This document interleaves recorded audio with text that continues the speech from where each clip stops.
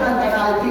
سراج الدولہ نے 1757 میں بنگال کی دھرتی پر خون کا پہلا نذرانہ پیش کیا تھا۔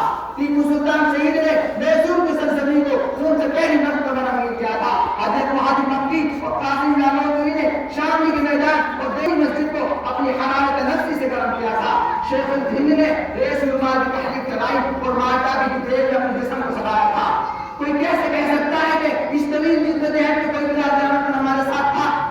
اے تاریخ تجھے چیلنج ہے، اے تاریخ کے وجہ چھپانے والوں تمہیں چیلنج ہے، اے مسلمانوں کی قربانی کا انکار کرنے والوں تمہیں چیلنج ہے، اے جمہوریت کے خون کرنے والوں تمہیں بھی چیلنج ہے۔ اگر تمہارے پاس اس تاریخ کو جھٹلانے کے لیے کوئی دلیل ہے تو پیش کرو۔ ایک معاہدے کے طور پر اتنا صحیح ہے کہ اگر یہ ملک 1919 عیسوی سے پہلے آزاد ہوتا تو ہمارے گجرات ریاست کو وزارت میں آنے تو کیا حکومت سنبھالنے کا خیال تک نہیں آتا۔ لیکن افسوس جب تک گلستان کو خون کی ضرورت پڑی سب سے پہلے گردن ہماری کری۔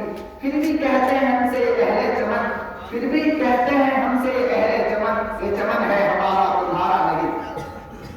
میرے اپنے بھائی اور دوستو، اگر آپ قریبی کی تاریخ کو جھانک کر دیکھو گے تو ہمارے مسلم لیڈر تحریک آزادی کے سربراہ اور کارکنان حریت کی سپہ سالار نظر آتے ہیں۔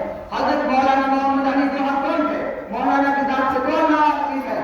شیخ الاسلام مولانا مدنی کے حوالے سے سرخیر علماء کرام ہے جنہوں نے اس جنگ کی قیادت کی۔ جنگ والے باغ میں ہمارے سینے چھٹی ہوئے، ہمارے گھر ویران کیے گئے، لکھنؤ میں ہماری نوابی کا خاتمہ ہوا، پھر بھی ہم سے دلائے جو بدار نہیں، ہمیں بدار نہیں تو کیوں ملتا نہیں۔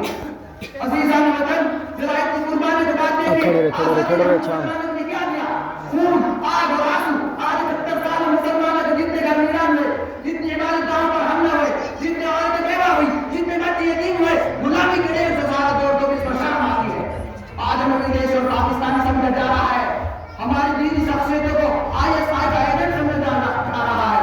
دارالعلوم دیوبند اور ندوۃ العلماء جیسے علمی مراکز پر چھاپہ ماریاں ہو رہی ہیں۔ آج ہمیں کسی پر بیٹھنے اور 2 نمبر کا شہر تنقیدی کی دعوت دی جا رہی ہے۔ ہماری دینی شخصیتوں کو کچلا جا رہا ہے اور حد تو یہ ہو گئی کہ ہماری مسجدوں کو توڑ کر رام اللہ کی مورتی دکھائی جا رہی ہے۔ یہ ظلم کی انتہا ہے، اس کے بعد ظلم کا کوئی درجہ باقی نہیں رہ جاتا۔ میرے مسلم بھائی اور دوستو، آج ہم صرف دیکھنے میں آزاد ہیں ورنہ ہمارا حقوق تو پہلے سے زیادہ پامال ہے۔ آپ اپنے دفتروں سے بیدار ہوئے اور اس آواز کو جلانا ہے۔ ماشاء اللہ۔ اب اس کے بعد میں ایک طالب علم کو